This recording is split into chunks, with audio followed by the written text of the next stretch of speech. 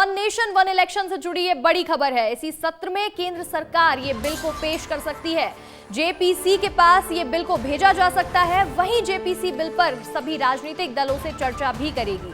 आपको बता दें कि बिल ये चर्चा के लिए ज्वाइंट पार्लियामेंट्री कमेटी यानी जेपीसी के पास भेजा जाएगा ताकि इस पर सहमति बनाई जा सके।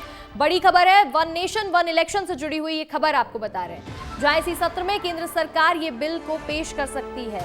इस प्रस्ताव पर पहले ही सितंबर में मंजूरी मिल चुकी थी। वहीं जेपीसी के पास अब ये बिल भेजा जा सकता है। जेपीसी बिल पर सभी राजनीतिक दलों के साथ चर्चा भी करेगी। वहीं इसी खबर पर अधिक जानकारी के साथ हमारे सहयोगी राकेश चौधरी जुड़ रहे हैं, तो सीधा राकेश का रुख करते हैं। राकेश, देखिए, वन नेशन वन इलेक्शन से जुड़ी बड़ी खबर सामने आ रही है कि इसी सत्र में बिल को पेश किया जा सकता है। बिल्कुल अंशिका, देखिए, बीजेपी सरकार और मोदी सरकार ने पहले ही इसे कैबिनेट से मंजूरी दे दी थी और वन नेशन वन इलेक्शन पर देश में खूब चर्चा हो रही है और मौजूदा सत्र में ही संसद के शीतकालीन सत्र में बीजेपी इसे लागू करने जा रही है। इस पर एक बिल पारित होगा जो जेपीसी यानी कि ज्वाइंट पार्लियामेंट कमेटी के पास ये जाएगा, जहां चर्चा किया जाएगा। इससे पहले कोविंद जी जो पूर्व राष्ट्रपति हैं, उन्होंने एक रिपोर्ट सौंपी थी। इस रिपोर्ट के जरिए मसौदा तैयार किया गया था। पूरा प्लानिंग की गई थी कि कैसे देश में चुनाव कराया जाएगा, एक साथ लोकसभा और विधानसभा और उसके बाद नगर निकाय के चुनाव।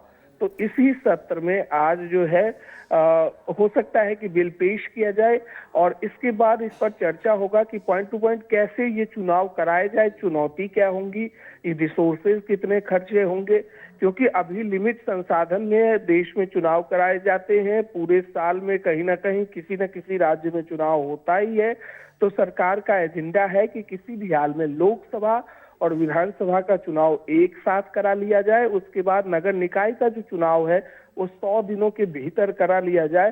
तो ये बीजेपी की बहुप्रतीक्षित मांग भी रही है और मोदी सरकार ने सितंबर में जब इसे मंजूरी दी थी कैबिनेट से, तभी कहा जा रहा था कि किसी भी हाल में जो है इसे लागू कर दिया जाएगा। लेकिन अभी जेपीसी के पास जब ये मामला जाएगा मसौदा तैयार होके, तब पता चलेगा कि देश में ये चुनाव कराना कितना कठिन है, रिसोर्सेज क्या लगेंगे और आम जनता की जो भावना है, जैसे चुनाव में लगातार वोट कर करके आम जनता भी परेशान होती दिखती है। इस पर जब वो मंजूरी मिली थी कैबिनेट से, तो हमने भी लोगों से बातचीत की थी, तो लोगों ने कहा था देखिए ये चुनौती तो है, लेकिन इसे कर देने के बाद देश में इसका जो है नतीजा देखने को मिलेगा और 100 दिनों के भीतर जैसे ही सारे चुनाव एक साथ हो जाएंगे तो वो अंशिका पूरे देश के लिए एक अलग ही मील का पत्थर साबित होगा।